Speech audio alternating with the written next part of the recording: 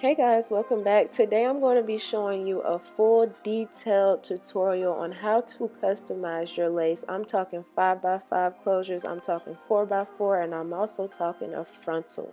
Now it's going to be super detailed. I'm going to show you how to pluck as well, how to lay. I'm doing the full package, okay? This is a one-stop shop. So if you are ready like I am, keep on watching.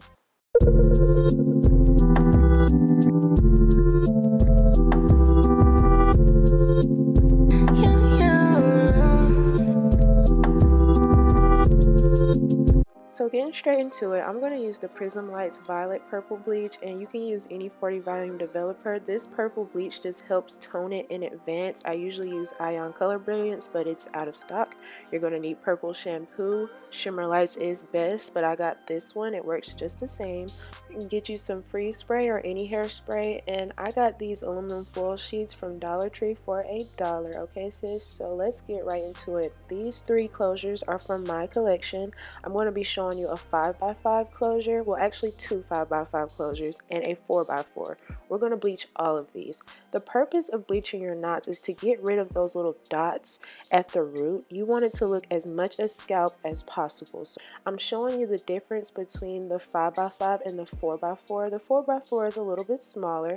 You see those knots very clear. We're going to get rid of all of that, sis. It's going to look like scalp, period.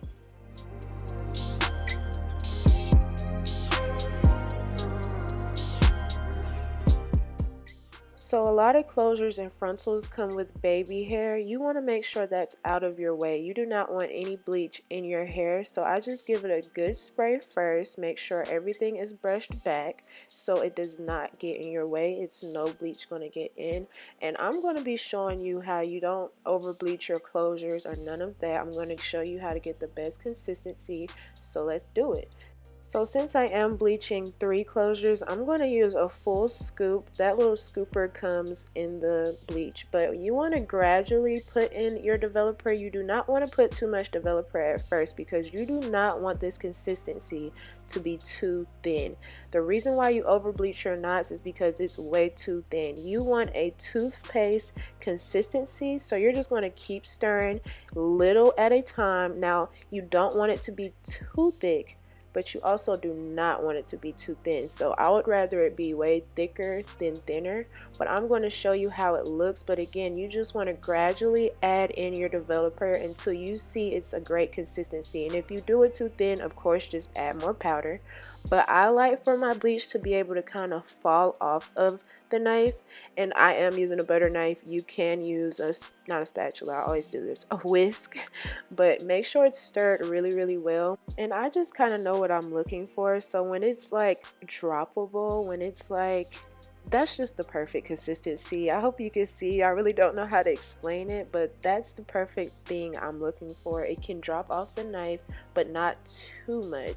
Okay, so for the fun part, we're going to scoop a little up with your butter knife and we're just going to spread it like butter. It's thick enough so you don't have to worry about pressing it down too hard. If you have this perfect consistency, you can literally just spread your peanut butter up there, baby, like literally. You see how easy it is for me. I did not over bleach any of these knots. The outcome was so beautiful. So yeah, I just kind of start at their hairline, spread it on out, and make sure you get the full lace covered. So if your consistency wasn't thick, you would need to worry about it seeping through the lace. Now if it seeps through, that's how you over bleach your knots. You don't want to do that because then you have to go to the extra step of dyeing your hair again back to the knots so that it doesn't look crazy.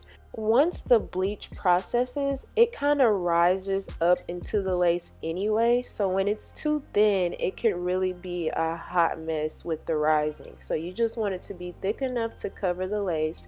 It's going to rise up to get those knots really good, and I'm going to show you what I do to make sure all of the knots are bleached.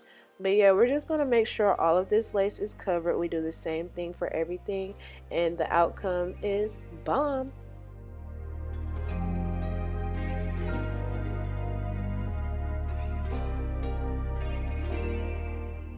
So once everything is covered, we're going to go ahead and flip it over onto this aluminum foil. The aluminum foil just helps it process quicker, better, whatever. It just does it for me. I feel like it doesn't do right if I don't have this aluminum foil.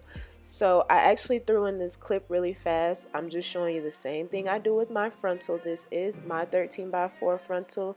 The hair on it is amazing. Order at Wigs by S. I'm going to have my website up soon, period. But you want to make sure everything is covered, especially where you'll be parting at, and especially that hairline. So pay attention to these knots, baby, because it's not going to look like that in 40 minutes. So we are going to set our timer so we do not over process. And again, look at them knots, because that's the reason why we're bleaching, baby. We're going to get rid of those. So it has been a while before I did this. It probably had been like 30 minutes right before my 10 minutes is up. So you can kind of see it's already lifted. But for my frontals, I make sure to go through and make sure it's really getting into the knots. So I just go through with my comb and make sure I'm kind of pressing down to make sure that everything is bleached, because since it's thick, it's not seeping through the lace as much as it would when it's thin. So I just want to make sure that all of the knots are covered. Would you look at that? We done rinsed it out with neutralizing shampoo. Now we're going to do the purple shampoo, and this is just going to further tone out any brassiness that you may have. You don't want your frontal to be orange. You want it to be more blonde, baby. So we actually let this sit overnight, and this frontal, baby, just look. I'm not even gonna say, baby, just look at it. Look at it. That's scalp, period. Baby, you can have this frontal through me. Do you see it? Do you see it? Wow. Wow. So we're gonna do the same thing, y'all. We're gonna make sure we tone it. And again, I let this purple shampoo sit overnight, and I'm gonna show you the results even after this, because it just do a little further toning. You may not see it, but baby, I do. So go ahead and work that thing through. Work the purple shampoo in through all those knots. Let it sit for hours. I mean, you can let it sit for a few hours, it'd be good, but I just let it sit overnight. So you see it's all dried up because it sat for a while and it's got the brassiness out. So look at the knots on this closure. You've seen it before. You've seen it before. Now you see it now. You see it now. That's that blonde. That's that splat. This that splat. Don't worry about it, sweetheart. I just showed you how to do it. What was said? What was said? What? Do you see that? Do you see that scalp? We ain't even made the wig yet, baby. You already know how it's gonna come out. We ain't even made the wig yet, baby. You already know how it's gonna come out. Look at that. Look at it. Wow. Tory Lane's voice. Wow. Where's the knots, baby? Because I can't find them. This ain't even my HD lace, child. Hold up. Look at me. We're not even going to stop there. We're going to keep going. The Wigs by ST, period. How you get it to look like scalp, sis, I'm showing you. Okay, so let's get serious. We're going to make sure you have a really good tweezers, baby. You want a flathead tweezers. You want some nice... Oh, God, I just got distracted. Do you see this? All right. I'm going to stop playing with y'all. Let's get into tutorial mode. So, boom. We're going to make sure the hair on this lace is wet, because I just feel like you can see where you need to pluck a little bit better. You want to brush it back. I brush everything back first and start tweezing. You want to start hacking at wherever you start to see like a demarcation, a line of demarcation. So I kind of start in the beginning, then I gradually go back. I'm not just plucking in one area. I move it around. You want it to look like scalp, then make it look like scalp, sis. But first thing first, you need to make sure you have a great tweezers, and it needs to be a flathead, super good tweezers. I got mine from the hair store. You can get them pretty much everywhere, but don't get no cheap shit. You want to make sure you can pluck that thing up out of there. So we're going to start at the hairline. If you can tell right before that plucked area, you can still kind of see the where it starts to get thick. I don't know how to explain it, guys, but you just want to go back into that hairline and just pluck at it. Like I'm not at the beginning of that hairline at all. I keep going to the back. You are going to have a lot of hair that's going to come out, but that's just the tea. That's just what happens, okay?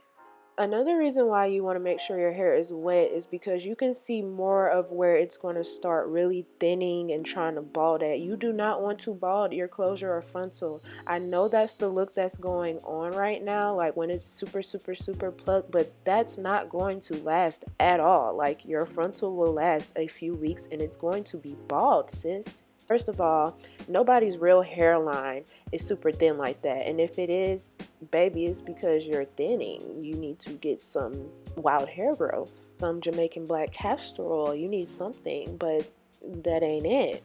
Go look at people's hairlines. That ain't it, baby. Come on now. So as you can see, I got a layer out and I'm going behind that. I just kind of took out where everything was already starting to be really thin at and nice, and I'm just going back behind that to get it a little bit more plucked so you see less of that line of demarcation wherever that hair starts to get really thick. And when I push it back, it's all going to flow a little bit better, but I just always go back at least once after I get it thin.